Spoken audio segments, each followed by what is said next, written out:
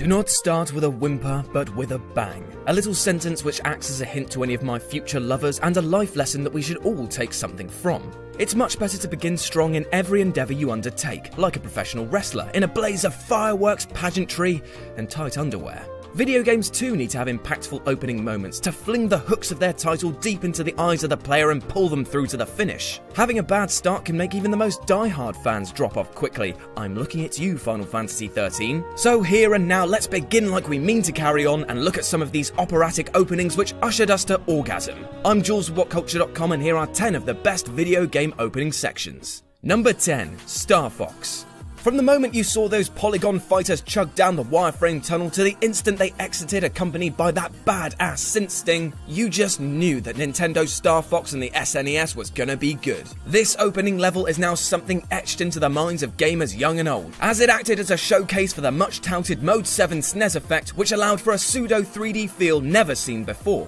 The level design is on point, colourful, simple and escalating in challenge. You get to experience all the highs and lows of your teammates and blast enemies to base elements. And let's also not forget, you're in a spaceship doing barrel rolls and shooting robots carrying towers like a pane of glass in a Buster Keaton film. Finish this up with a simple boss battle which falls apart quicker than Brexit promises, and Corneria sets you up for a world of fun. Number 9. Sonic 1. Boy, my nostalgia is tingling right now. This level introduced us to the blue blur before he became the bumbling bumhole that he is nowadays, and got players accustomed to the speed that the series was famous for. The beautiful backgrounds of the Green Hill Zone coupled with the level design which encouraged blazing through as quick as possible really gave this dude with the toots a sense of edge not seen since Linkin Park. And let's not forget that loop-de-loop. Sublime. Number 8. The Last of Us.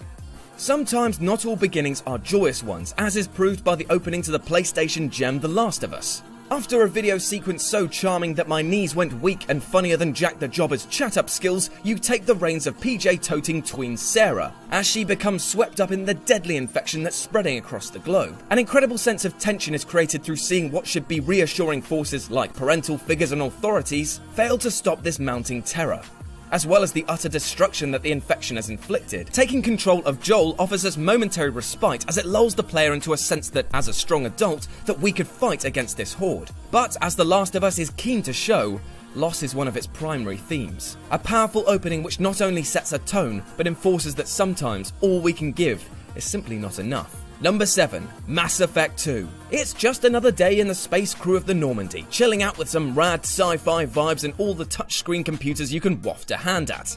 But oh dear's Sovereign's here's, bringing all manner of squid sass to the party. Forcing the player to make a desperate struggle to survive and rescue their crew, the opening moments of Mass Effect 2 provide a great way to showcase the power of the Reapers, as well as removing all of the upgrades on your previous ship to reset the stage for the next space opera. Annihilating your ship is one thing, but killing half your crew and you is a relay too far. And as you free fall directly into the planet's atmosphere, your rage is burning more than your skin. Luckily for you though, Cerberus can rebuild you, make you stronger, and make your running animation less like you're trying to chew toffee with your bum. Number 6. The Force Unleashed.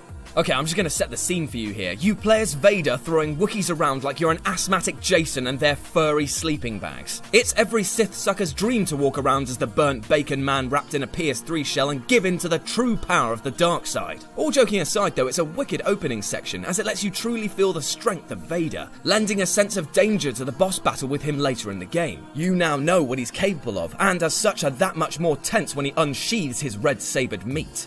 Number 5. Silent Hill. Spooky times in a spooky town, such as the life of Silent Hill, a game which is a smorgasbord of psychological scares and pokey jabbing odd limbs. From the moment you gaze at that pea soup fog, you know you're in trouble.